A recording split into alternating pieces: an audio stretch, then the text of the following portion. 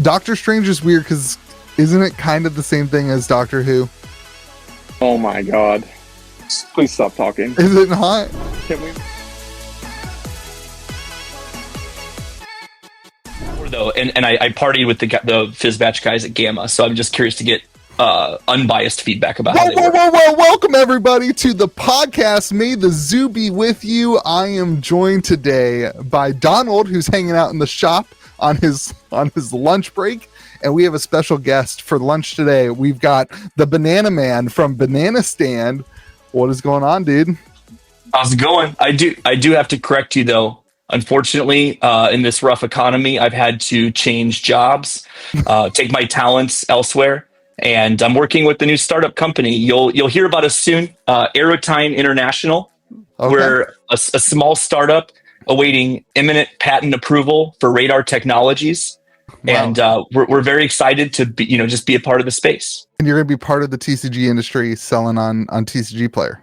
I don't know. We're pre-revenue, so the sky's the limit right now. That's crazy. That's yeah. Crazy. And your merchandise seems super high end too. Well, I mean, can't disclose everything.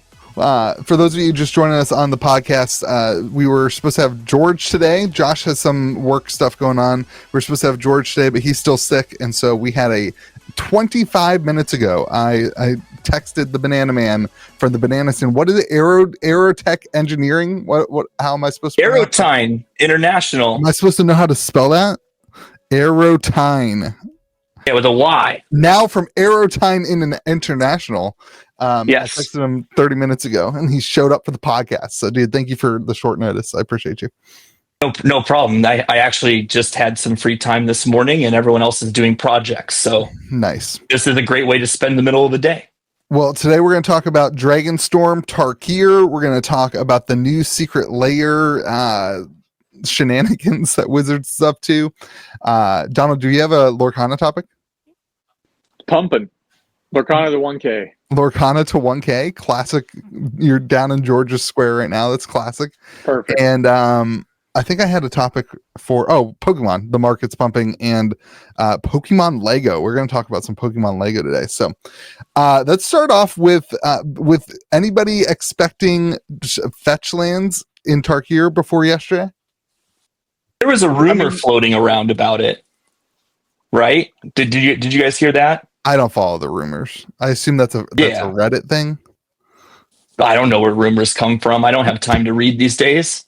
I just hear them from the younger kids. Because they said they would never put it in a standard set again. So I kind of always assumed... No. They said they would never make it standard legal. Yes, that. So they're playing with you guys. They're playing with everyone.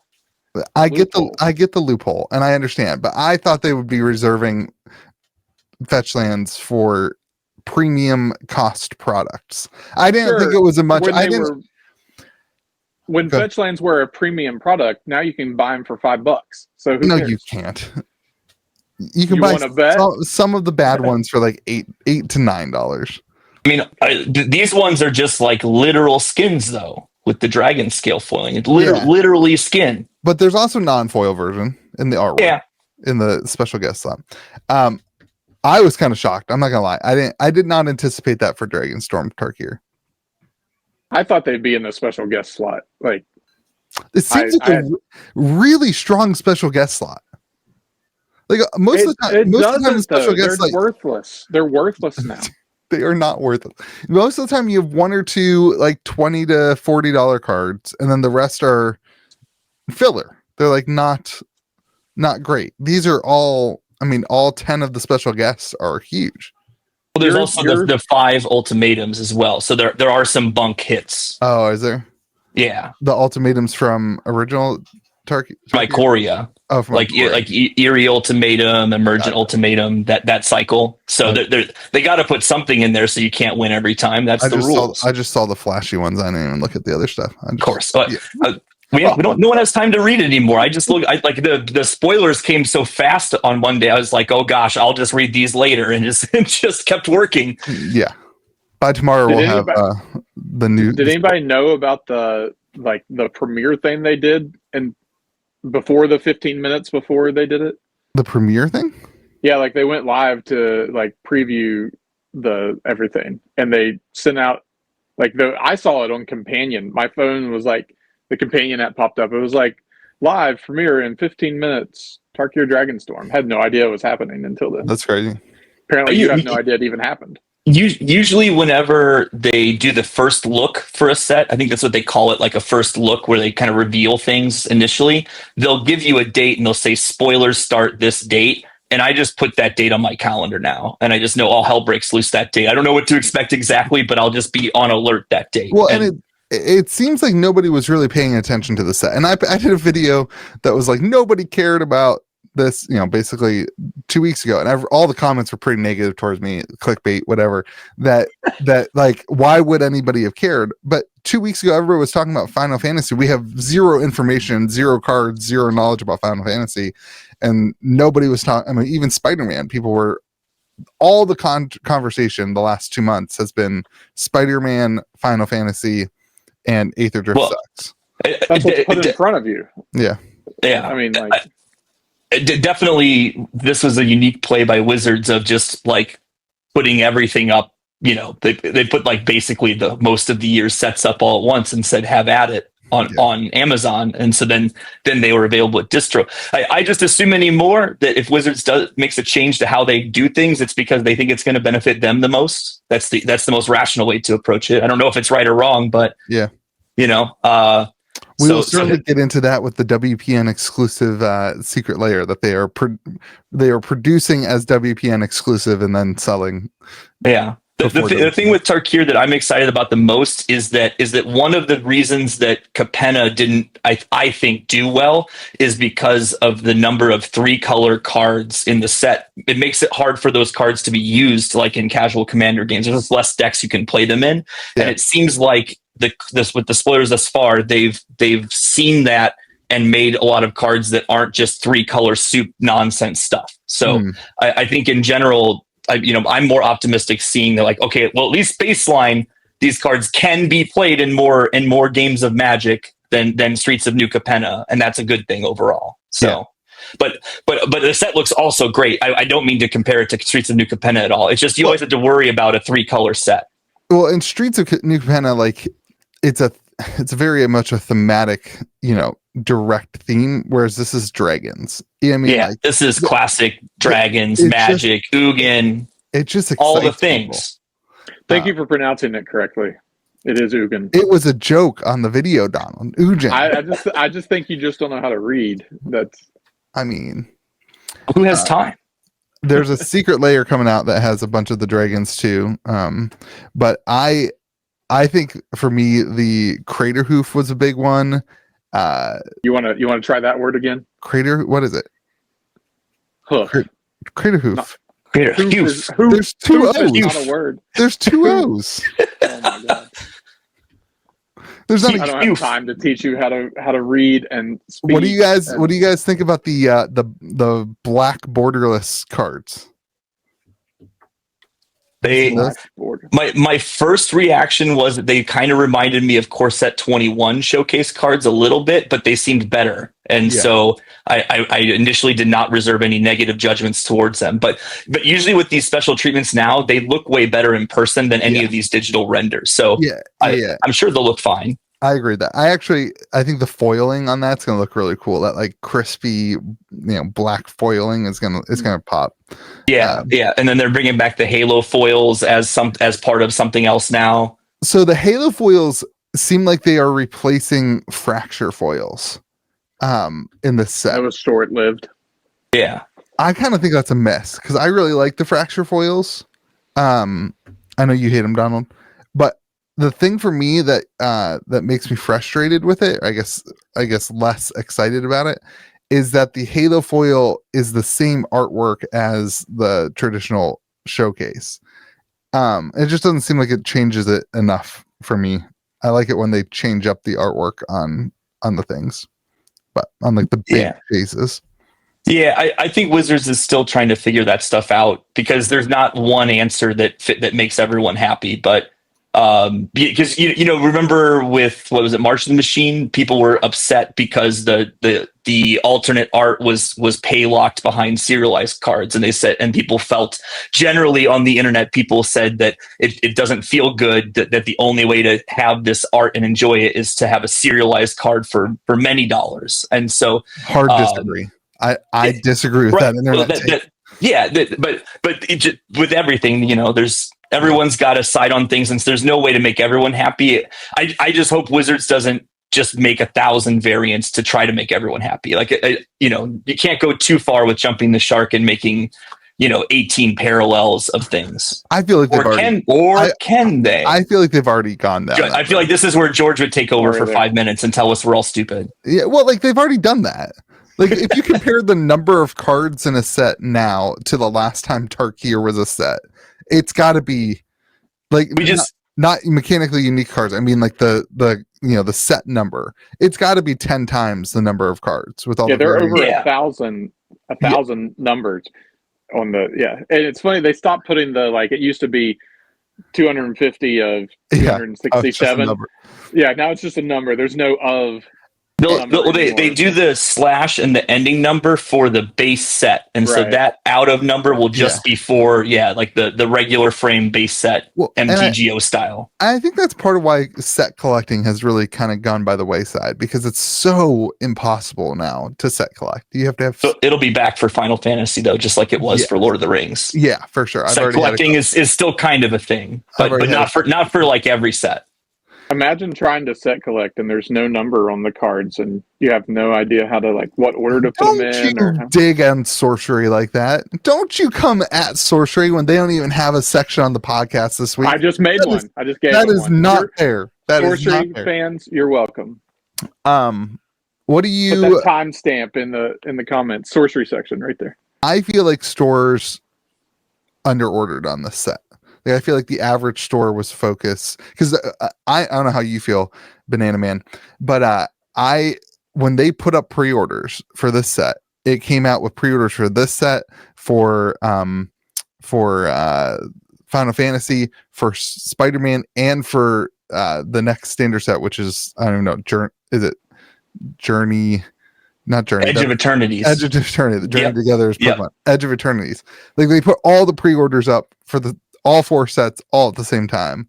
And how are you supposed to divide your divvy there? Like if you only have X amount of dollars, you're gonna bank on Final Fantasy and you're gonna bank on Spider-Man. Well, and I think a lot of stores kind of assume that customers are going to do the same thing too. And I particularly order the same amount for every set, and then obviously the Gold Wizard program, we've got a lot of ordering happening no matter what.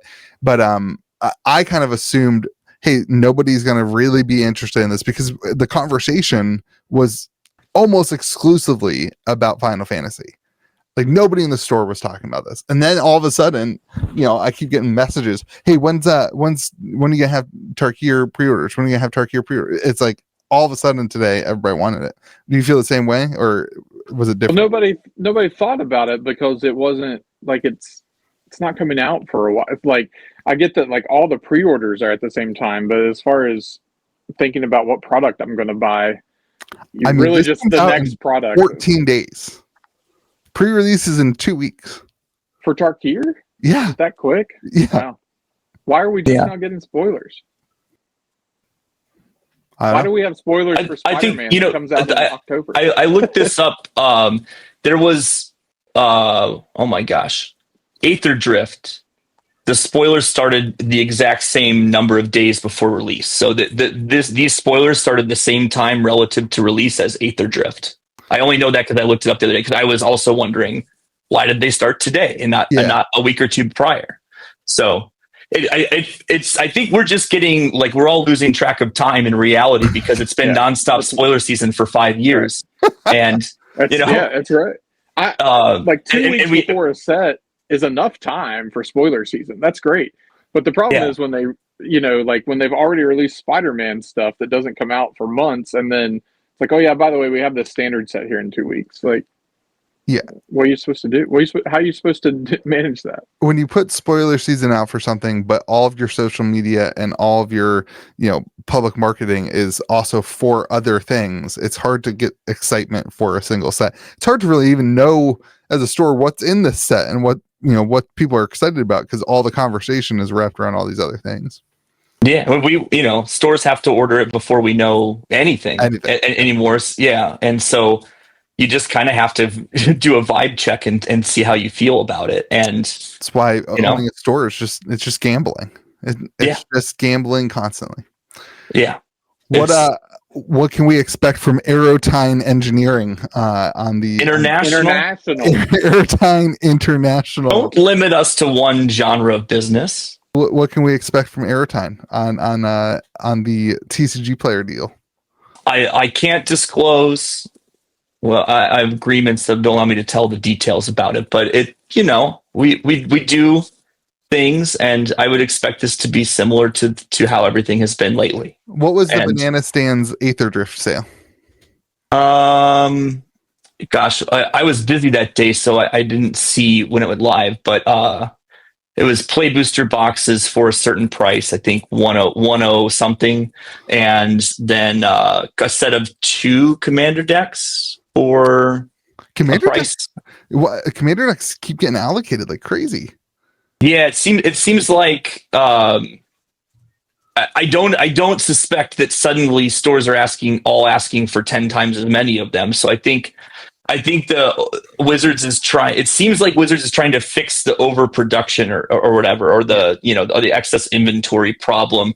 We've seen it with collector boxes where the market has really rebounded on those. The last few sets, it really started with Bloomburrow and into Foundations, or Duskmourn into Foundations, into Aether Drift. And Aether Drift is cheap right now, mostly because it's not super popular and everyone just got it. But Duskmourn was also not super popular. It was a little bit more expensive, but it wasn't super popular. Down quite a bit. And now it's almost 300 again. Yeah. So it seems like they're trying to fix those issues as well. I just hope that they don't make a mistake with the availability of Final Fantasy products, because those need to be readily, like the base unit products need to be readily available for players. Yeah, I mean, I think collector boxes are just going to be out the window. I mean, I think that's going to be. We saw Final Fantasy work, we saw Lord of the Rings work. I think collector boxes are just going to be kind of out the window for that. But I would like to see the commander decks, the non-collector commander decks, and the regular play boosters be like very, very, very affordable and ready to go. I want stores to be able to make money on them, but I also there's that balance, right, where like stores can make money, but also they aren't available, or they are. So I don't know. Yeah, and it's already going to be a challenge because the boxes cost more. So like our cost is higher because it's Universes Beyond. So there's that multiplier. Just like when we learned about Modern Horizons, we learned that there was a multiplier for a premium set, and so but now it's the same cost. Now this is it. This is a standard product at the same cost as Modern Horizons. Basically, yeah. It's insane. Yeah. Well, we'll see how it does. I mean, do you think that Tarkir will hold up to the current pre-order prices? I think is $390 or $290. I think $295, something like that on TCG. It's hard to say. What I'm paying attention to, if I were watching the market, I would be trying to see if Amazon's going to sell out, because they're holding the line at MSRP, right? And so if that goes, then who knows what will happen. But if they stay in stock on Amazon at 300, that should be the rational ceiling through release for them. And so it's just a matter of what happens in the market. The set's going to be very popular, in my opinion. I think we sell in many platforms in many places, and the demand is. I already have people asking about it, so it's going to be good. Our pre-sales seem to be good so far for the set. I just don't see a set with dragons and Ugin and fetches and all the dragon lands that aren't super common, so you don't get millions of them, and lands can be rare and worth a couple dollars again. Holy cow! Those islands are crazy. Yeah, they're those will be collector box popular. exclusive. Yeah, those will be popular. That's a crazy decision. So I think it is. I like it though. Like, I don't know. You have the other lands that are also really cool with the the landscape and the dragon whatever. Yeah, and you'll get some of those in the bundle, and then you'll get them in packs and stuff. I mean, the thing is, full art lands used to be so exclusive, and it feels like there for the longest time, every set gave us full art land, so they became not exclusive. Nobody it's just, another full art land. Feels like they're like, oh, maybe we shouldn't have done that, and they're trying to backtrack that a little bit. But yeah, I mean, I think they're creating two lanes. Yeah. So they can have they can have a full art land for everybody, and then they can have chases and variants within the realm of lands, because they know that people, like, if people are paying, not often, but if people are buying guru lands, that shows you that some people will pay hundreds of dollars for a land. Yeah, and if some people are, the judge promo basics even sell at $30-$40 a piece. Some people will pay $30-$40 for a basic land. I can't imagine somebody who has like their favorite commander deck is dragon commander deck. I can't imagine somebody who has some disposable income, like, not being like, hey, I want to put all the basic lands to these dragon lands. I can't imagine why the thing is, though, if you're playing Ur-Dragon, and you're a 5-color deck, you're not running many basics at all, so it's cheap to do. Just one of each, probably. Yeah, and that might even be a stretch. They might have to adjust their land base just to get one of each. Then you have the fetches that are dragon scales. I mean, I must say, the dragon scale foil treatment is one of the coolest things I've seen in a while. I actually really like that. Is there any other cards that are the dragon scale foil, or is it just the fetch lands? I think it's just those. I think if there are, they haven't said. It would be cool to have like the commander dragons in that too, so you could have like I always like that treatment in a commander, because you get to put it out there on the table. It's seen the whole time. It feels like it's worth it to to buy that card, because it's not just going into the 99. I don't know. Yeah, well, I guess that would be the challenge with fancy fetches, is that they spend the least amount of time on the battlefield, right? Yeah, they just go down and in the graveyard. But right. Well, there's a lot of people fan out their graveyard. You get to see. Yeah. People who like to flex regardless of the logic. It doesn't matter if it doesn't stay on. It's for me, not for you. Mm-hmm. As far as like the reprint equity on the fetch lands too, there's not going to be that many of these in circulation, because a special guest slot is pretty difficult to hit, right? It's probably like one per play box. I don't open that many play boxes, but I think the most recent couple sets, I think we're getting 2 or 3 a case. So it's like every other box, or one every 3 boxes or so. You'll get a non-foil one out of play boxes, and then collectors, it's like 2 per inner case as well. So these aren't not a ton of them. These aren't going to be huge reprints of the fetch lands that are going to affect. I don't think they count as reprints at all. No, I think they're just another treatment. They're going to be wildly expensive. I think versions of. I mean, you can get a $10 Scolding Tarn, but then you can get this $250 Scolding Tarn. Which is fine. It's healthy. It's healthy for the game to have variants like that, because it's just better for the ecosystem. I remember paying. Back in my day, I remember paying $100 for just regular Scolding Tarns a piece, and I was super excited that I got them for $100. So that feels bad. It does. It feels real bad, especially when I went to sell them, and I paid $400 for a playset, and it's worth $40 as a playset. So. Banana Man, are those Ravnica remastered boxes in the background? Is that your? Yeah, what are those? Yeah, those are Ravnica remastered collector boxes. Those ones I bought on Amazon when they were still selling them for $2.99 a couple months ago. So now they're like 400 something, I think. I couldn't tell if it was Aether Drift or Ravnica remastered.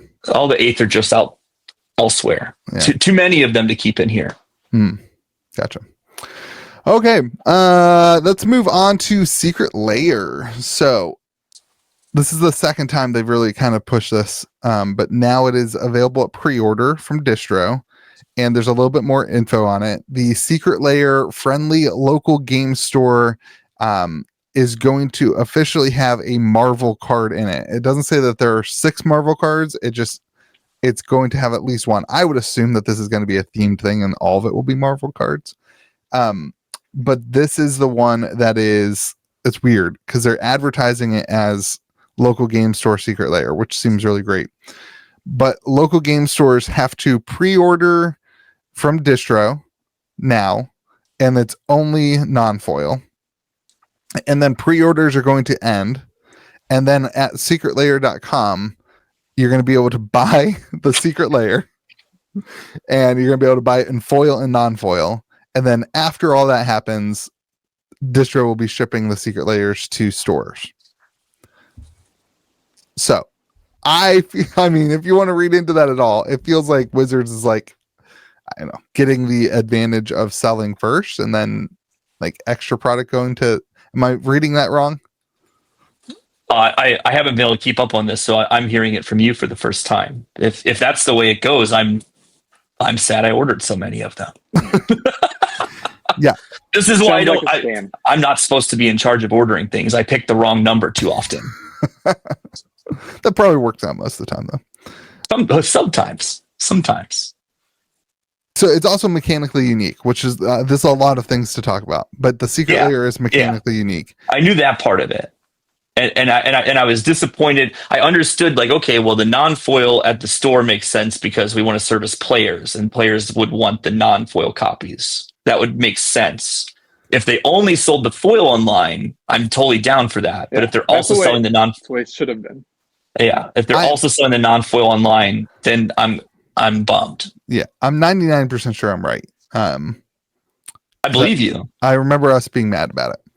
Yeah, but I think the Marvel things, I think it'd be fun to speculate on what we see from Marvel. So we are seeing a Spider-Man set. Do you guys think this is going to be connected to Spider-Man, or do you think this is going to be a whole nother different slew of Marvel characters? And we've already had X-Men, right? We're supposed to get Avengers in a separate product. Is that true? Or did I make that up? I think that the Marvel sets are tentpole sets for the next 5 years or something like that. I don't know. Marvel's such a vast pull that like it could literally be anything. I think it would be weird to focus on something like Spider-Man when they already have a Spider-Man focused set, when there's so much Marvel you could do.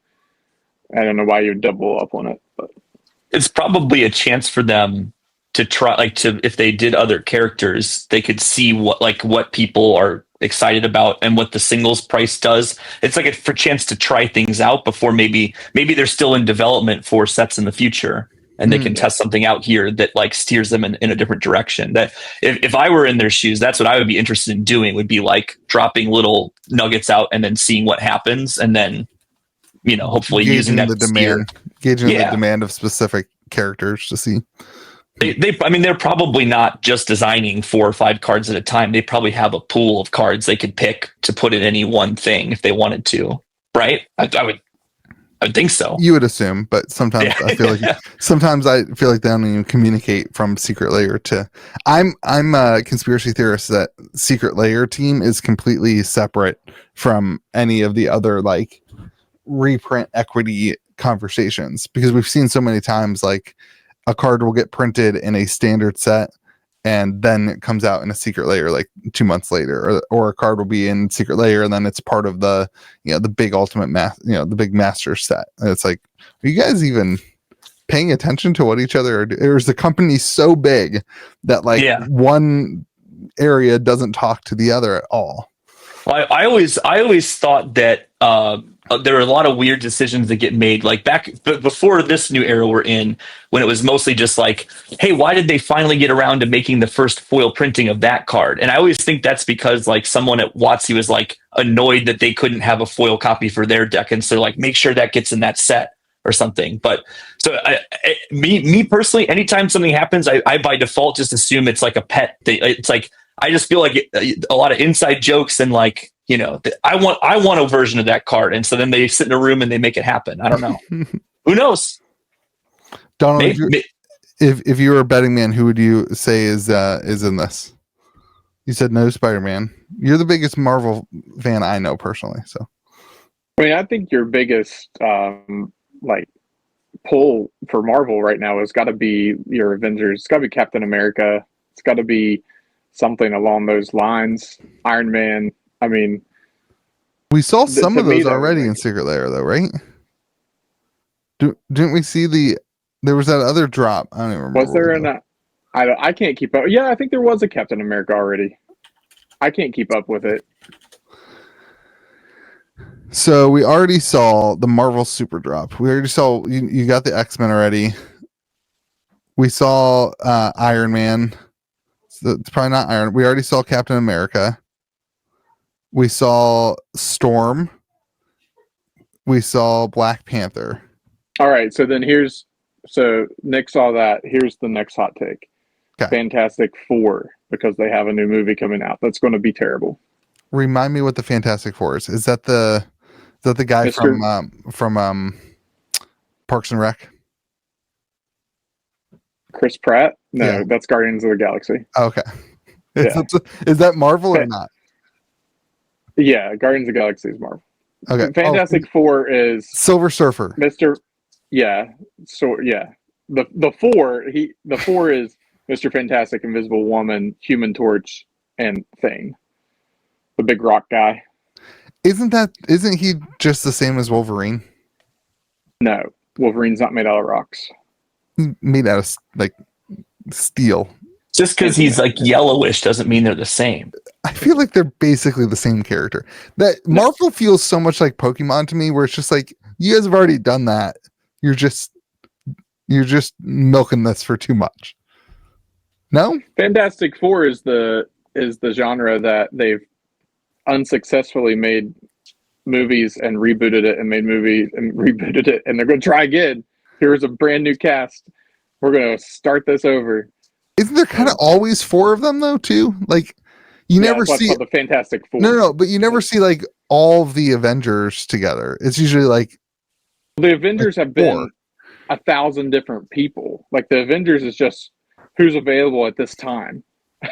Like it's the Fantastic Four is just always the Fantastic Four. If this is the Fantastic Four, then sorry, Banana Man, you definitely ordered too many because nobody cares about the Fantastic Four. I agree. I can tell you right now, I don't even know. I know nothing about the Fantastic Four. I ordered way too many of the Calling All Hydra heads, and that one worked out okay too. So when in doubt, I'll just put them on a shelf. I think it's hard to order too many of Secret Lair in general.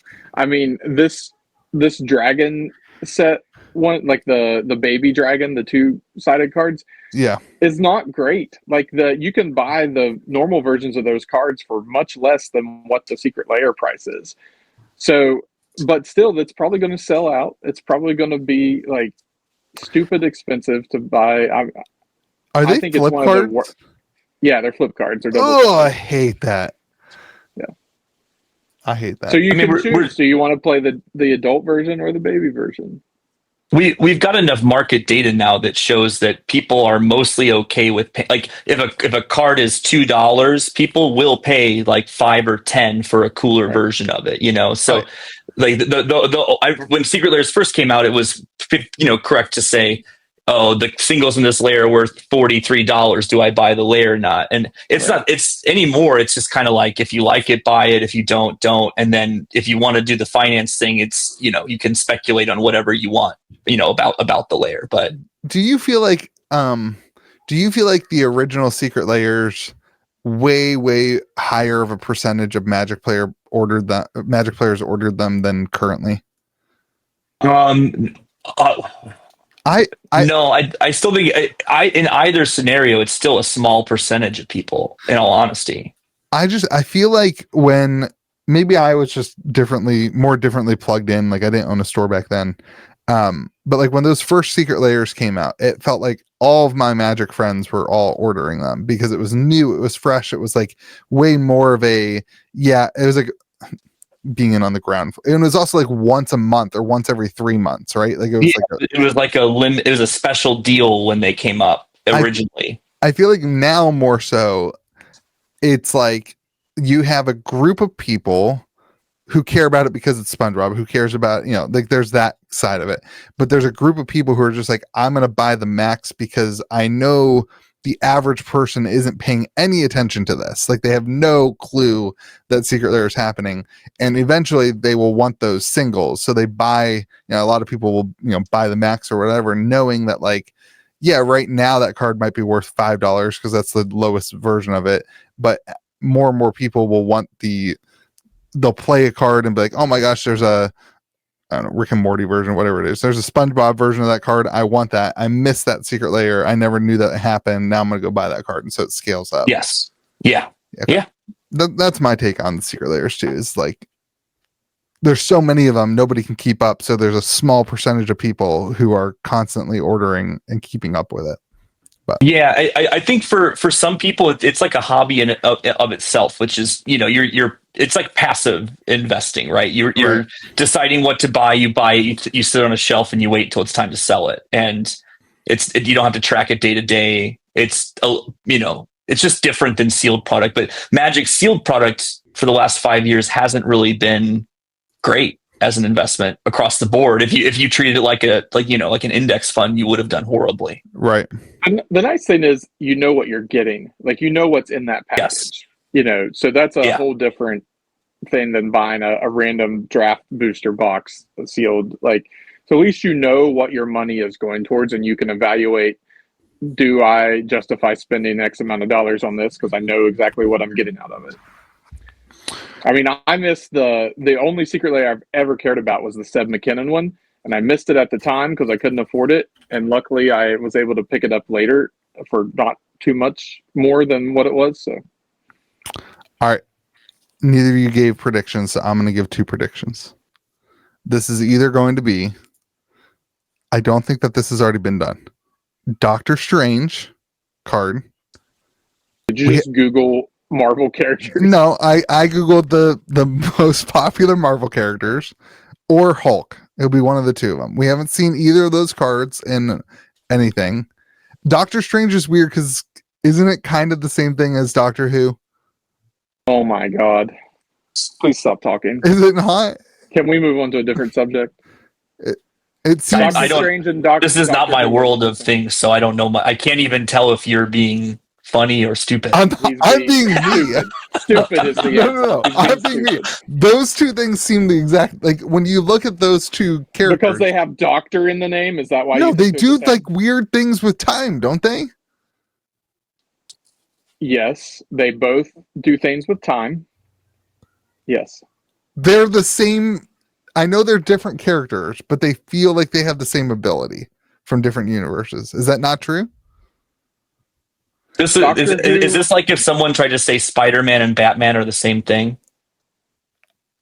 I mean, Doctor Who is not. that's not that far off, is it? I don't know. I just would imagine to someone who cared about either of those two things, you're making them very upset right now. What's the difference between Doctor Strange and Doctor Who is not a superhero. Okay. What's hanging you up there? Doesn't he Like, have they're not- superhuman abilities? Well, first of all, it's not. I always can't- he. I can't Does- manipulate time. You can't. No. So doesn't that make it a superhuman ability? Maybe you should get a sonic screwdriver. See how that Okay. goes. The other one is Hulk. We haven't seen any Hulk. I think it's probably Hulk. I think it's probably Protein Hulk, but it's a Hulk. I think that makes a little bit of sense. Protean Hulk. Protein Hulk. Protein Hulk. Yeah. Protein Oh, Hulk. Yeah. Duh. Yeah. I think it's probably Protein Hulk, but it's just Hulk. That's a good skin card. I mean, sure. You guys are- The Groot cards are insane. The special. See, you like the one card you don't know about in the Secret Lair. Like those Groot cards from that are the prices on those are stupid. Yeah, that was a good Secret Lair. Okay, that's my guess. Do you guys have any other guesses? I took those two. Do you want to know? I'm just along for the ride with it. Whatever it's going to be is whatever it's going to be. The track record for Secret Lairs going through traditional distribution hasn't been great in terms of them being a good money making opportunity, because typically everyone just rushes to market and spams them down to make 42 cents after fees. So we'll see what happens. But luckily, secret layers are the cheap. banana stand saying that is wild. That's how the whole market behaves on almost any Magic restock or anything now. It's everyone just like, if this was this expensive, it's like, let's chop it down here. It's us too. Everyone does it. We try to make a couple dollars, not just one. It's 2025. The only thing we have to compare it to is the fetch land one, right? Is the fetch land one the only? There was the Hydra one. The Hydra one, and that was kind of a flop at first, but now it's great if you got some before they ran out. And there was like a little chibi one, but that one was like, it didn't sell out, I think, right? And so they just sloughed it off to distribution. Right. And then see, the only one that I even know about is the Fetchland one, and that one was so hard to get. Like, stores only got allocated 2 of them. That was the one in the giant box. It was the size of a huge case of Magicthegathering. Look, you should feel very important for buying this. And then they did another one that was even worse. It was just the dual-sided lands, like Kaldheim lands. Yeah. It was like still a big box. Yeah, that was terrible. That was awful. All right, cool. Well, we'll see what the banana stand deal is. Sorry, the Aerotine International Engineering.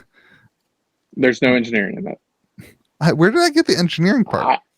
You keep making that up. It's okay though. Part of your illiteracy. I don't know. Listen, as we show you about who we are and what we're here to do in the industry, your only regret will be that you didn't buy more.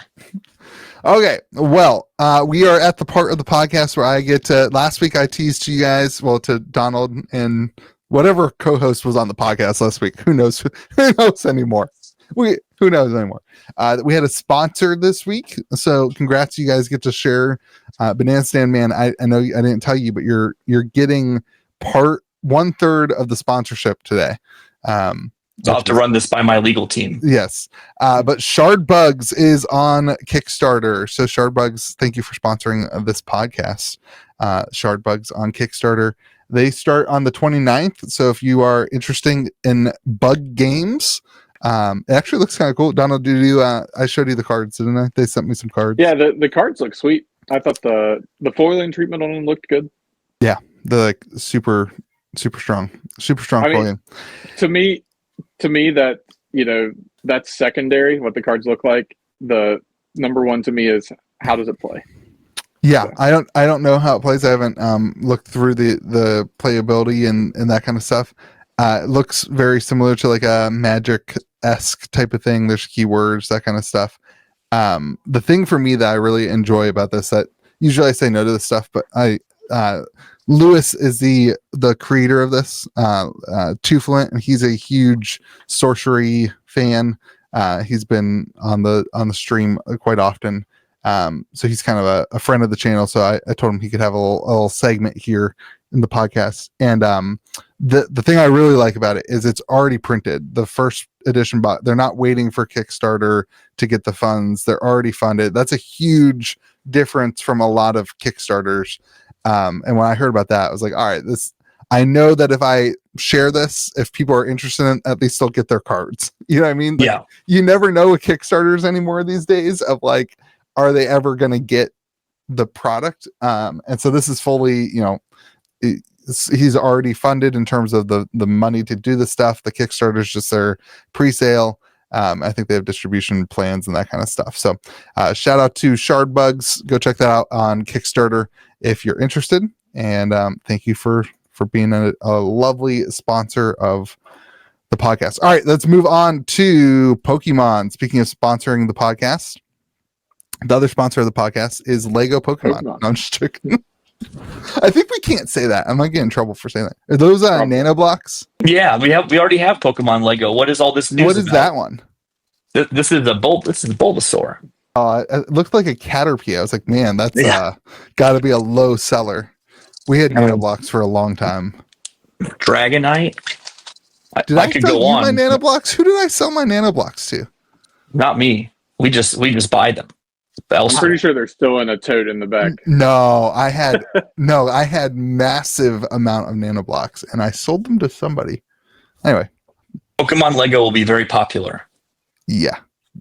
Because the Mega Block Lego, I already bought the Mega Block Pokemon for my kids, and I hate Mega Blocks. I don't know why. They're literally the exact they're same. big. No, they're not. They're the same thing. You can get nano blocks, regular blocks with Lego, and then Mega Blocks. They're literally the same. Dude, you can have each evolution. Can have. That's genius. Absolutely genius. Copyright. This is gonna be crazy. Do you guys do Lego distribution? We've messed around with it a little bit, but we have some people that we're bringing on in a couple months that will probably mess around with that a little bit. We'll see. Me personally, I stick to just cards, and so when I listen to conversations about other stuff, but I don't get too in the weeds with it, just because like there's too many things to do with cards. But it's an opportunity for sure. Lego distribution's wild because it's like the margins that you get like no discount. It's like 20%, right? No, it's like 9%. Jeez. It's like after credit card fees. Like they build in their credit card fees, but you have processing fees on your side. It's like 7 or 6% profit margin after credit card fees. It's nuts. Yeah.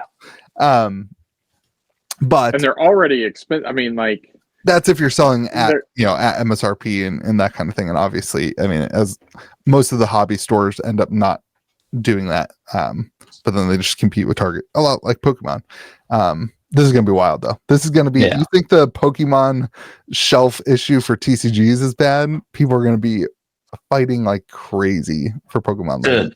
The thing I will dislike about handling Pokemon Lego product will be that it'll be like Funko Pop in that you have to keep the boxes pristine, and so if you're shipping it on the internet, you can't just throw it in a box. You have to.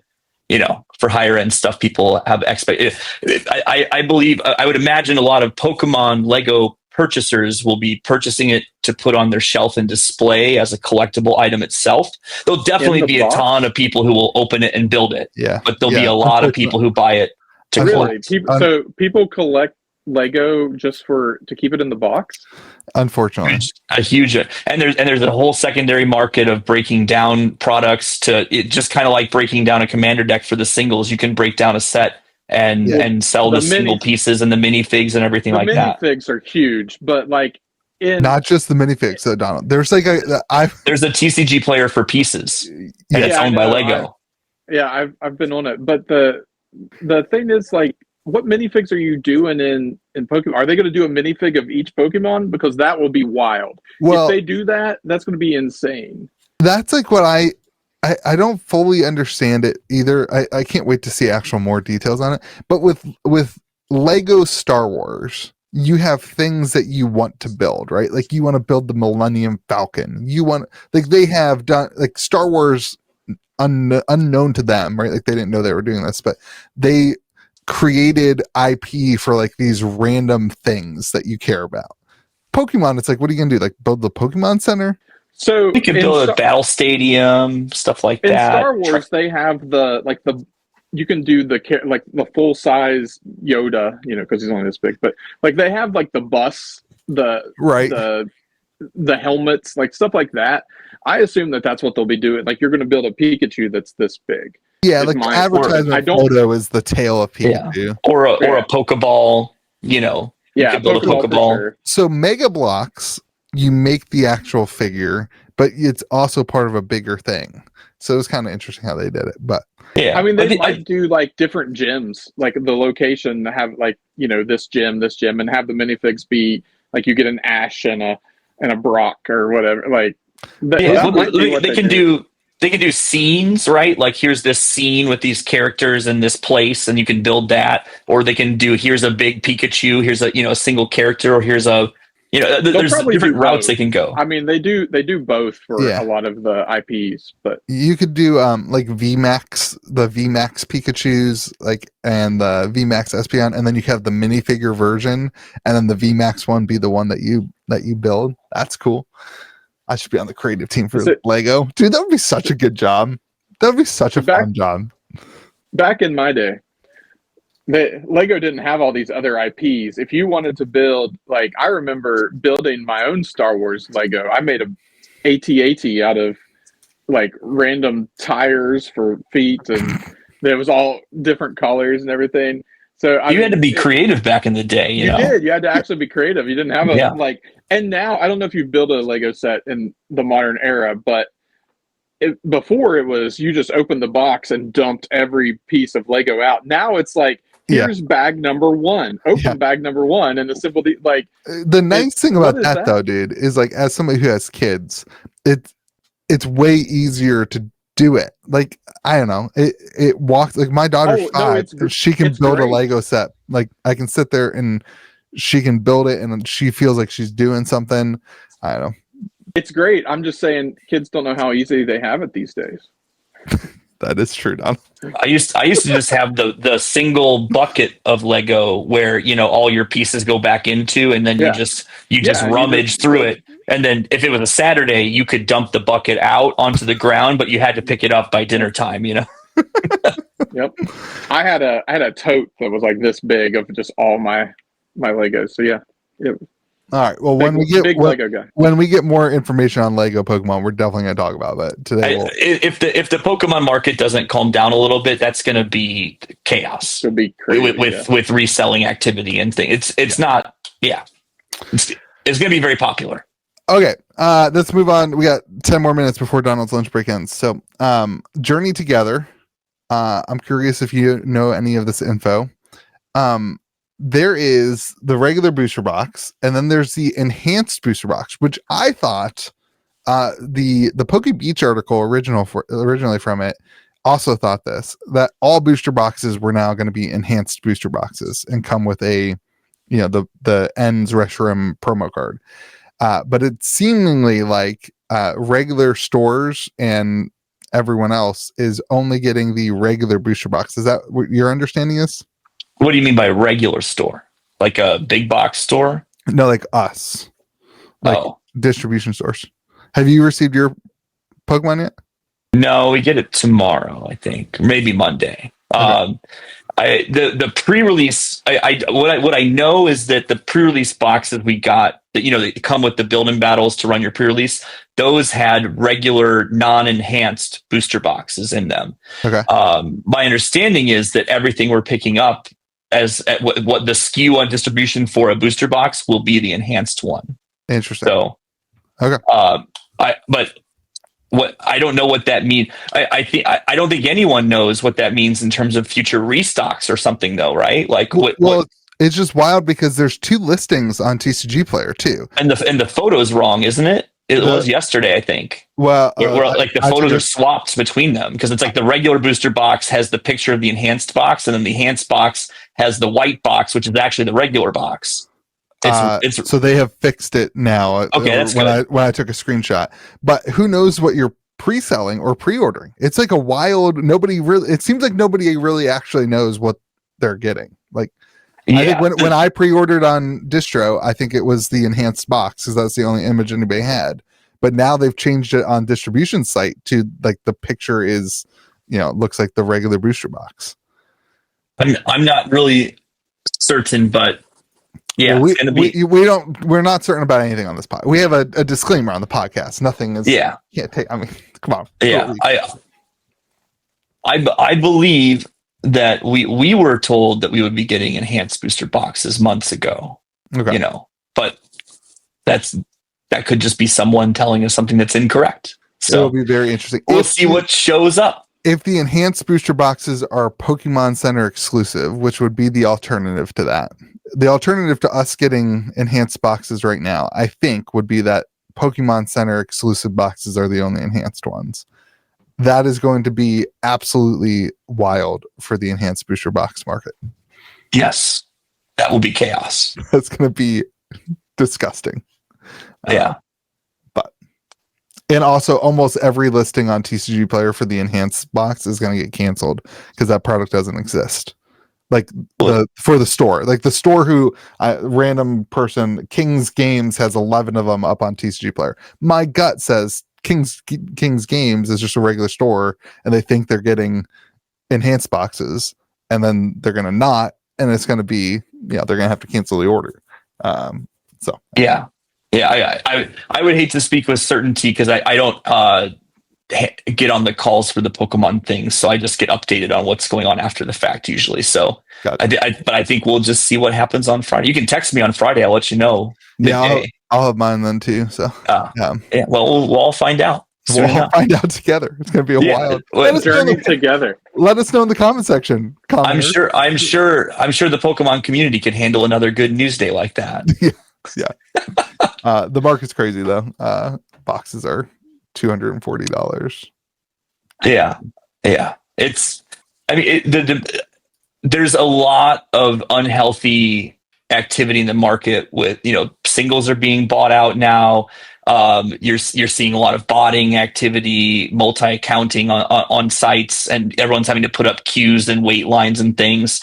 The kiosks are putting in this like randomized wait, so they can make you to go away. Basically, like it's just people wild. Are tackling each other to get. Yeah, to get and I know these are all isolated things that happen, but you see them on the internet together, and it feels like it's crazier than it is. I can say that like most everyone I talk to locally, like a real human in person, is still normal, and they're not like beating people up for boxes. They're just disappointed that everything's so expensive. Mm-hmm. But it's this classic problem of it. Well, if a lot of the Pokemon hobby in the last 4 or 5 years has been, I'll buy one for me to rip and a couple for me to save and resell. But if everyone's doing that, you can't be surprised if there's not enough product to go. It's just like it. Yeah, something's got to give somewhere. That's what makes it a bubble. Also, if the boxes were $100, no one would want them. So yeah. There's a Pokemon West Virginia chat that I'm in, and everyone's complaining about the price of Shrouded Fable ETBs, and I just keep messaging, you didn't want those at $35. We had them on the shelf for $35. You didn't want them. You didn't want the Scarlet and Violet base boxes for $85. We had them on the shelf for 6 months. Nobody wanted them. It's just this I'll tell you, to make this a productive conversation before his lunch break's over, the biggest thing that I see in right now with Pokemon is that like the entire Pokemon community on the internet is like fixated on hunting and seeking a product for MSRP, right? They'll spend hours going to stores trying to find something at shelf price. And so I feel like this is a chance for LGSs to really like welcome people in. And even if you can't sell MSRP, like earn the business of people, because people are looking to buy product. And so if you're comfortable putting something on sale or a deal, like be as competitive as you can be. People want to buy stuff right now. Yeah. And we sold all of our boxes at MSRP, one per person in, locals only for that reason, like to earn the. And I think the average person who gets introduced to Pokemon collecting on the internet doesn't really understand what an LGS is and what it's for if they don't play the game. But an LGS can still be a hub for collecting and, all that. So I just hope that doesn't get lost in all this, because it really feels like everyone's kind of forgotten about the old LGS and just calls everyone scalpers. But I don't want to open that can of worms. So Donald, I'm gonna need a second lunch break for that. Yeah. Donald, what are we talking about for Lorcana, bud? Prices are skyrocketing. I saw this on how do you spell it? How do you say it? Arcasia. Arcasia. What a stupid name. Arcasia's Island. Yeah, there are like, last I looked, I think maybe yesterday, there were 10 boxes listed on TCG Player. First thing that pops up, Forge and Fire Gaming, when I Google, they had boxes for $99. It's crazy. Weird group. Never heard of them. Good SEO. Whoever's in charge of their website, great SEO. Yeah. Could you order me some of those? I would love to get some. They're sold out. Oh. I can ask a guy I know, though, if they have more. I also have more for you, so if you need them, I have them for you. Wait a minute. But go ahead. Boxes are $144 on TCG Player. Yeah, which is MSRP, which is that's great. It's kind of crazy. This set is good. The set is just a good set. It plays well. People are excited about it. It's got powerful cards in it. And I think that was a good refresher from the last few sets that have kind of just been duds. And because of that, it's causing other sets to pump too. I mean, first chapter boxes are moving upwards. Some of the singles are moving up. Of course, singles are going to move up and down based on playability anyway. But there's some singles that have kind of been forgotten about that are pumping a little bit. I would expect Enchanteds from the first two sets to start moving. The box prices has gone up, but the Enchanted prices have kind of stabilized. And I think that's a lot because of streamers. Like there's a lot of people still streaming first chapter and Floodborne in terms of like packs. And so you add singles to the market like that. But we also have our second highest Enchanted in the newest set, which is kind of crazy. Like the Tamatoa, which is just a broken card. His Enchanted version is crazy. I think it was $500 last I looked. I don't know what it is right now, but that's crazy. Because the trend has been for the newer sets that come out, like the Enchanteds fall around the $100 mark, some sub that, some around 150, depending on, because playability also drives the Enchanted price. If the card is playable, then the Enchanted's going to be higher. The only like outlier to that is chapter 1 stuff. Like that's just a whole different market. But like after chapter 1, everything was, if the card's playable, then the Enchanted's going to be expensive. So yeah, and we've even had people start coming back to the store who bought first chapter, didn't really engage in gameplay, but now are starting to collect again. Because, and I think, I mean, it's a lot what you guys were saying about Pokemon. Nobody wants it when it's $90, but as soon as there's interest and there's that hype about it again, people who were on the fence start coming back. It's, I think, the best example of why TCGs need their box to be MSRP-ish price, because it creates demand, it creates excitement. Nobody wants to be part of a sinking ship, right? Like nobody wants to be losing money all the time.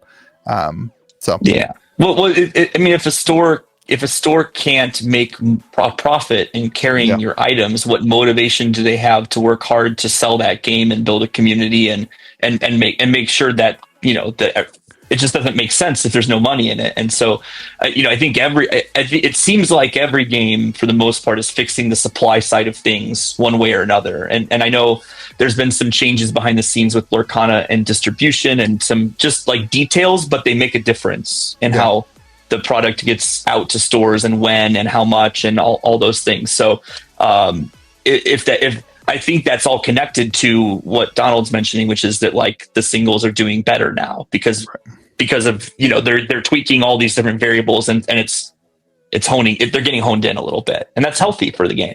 Yep, for sure. Donald, what's your video this week? What are we pumping for your channel? Scruffy Looking Gaming. I released a video this week on a deck tech on lantern control for Lorcana. Oh yeah, comparing Magic's lantern control deck to a Lorcana lantern control deck. Turns out you can play lantern control in Lorcana. Kind of. Why though? Why would you do that to make everybody hate you? The whole reason it happened is because my Magic buddy Logan said, "Hey Donald, I'll play Lorcana with you, like you keep asking, if I can play lantern control." He said this knowing that he could never play lantern control in Lorcana. Well, turns out you can, so now he's obligated to play lantern control. The things Donald does to get people to play Lorcana with him. Right. I still haven't figured out how to get Louis to play Lorcana with me, but be careful what you say, Louis, around him. He's going to remember it and then use it in some twisted thing to be like, remember that one time you said this? The dude doesn't even know me, and he knows me. Like, yeah. I totally do that. He watches the podcast. I think he knows pretty well. All right. Well, you guys can go make sure you're on TCG Player looking for Aerotine, not engineering. Aerotine, what is it? Aerotine International. Aerotine. Oh, that's where the cutting edge radar technology. Keep your eye out for used to be the Banana Stand, but Aerotine International's sale of Tarkir Dragonstorm. Make sure you're there. Go subscribe to Donald's channel over at Scruffy Looking Gaming. And dude, thank you so much for short notice. I appreciate you being here, Mr. Banana. And Donald, thanks for sharing your lunch break with me. And hopefully you'll get some food later. But everyone, remember, be kind to people around you. May the zoo be with you. And with you. Goodbye. Sorry, I'm working.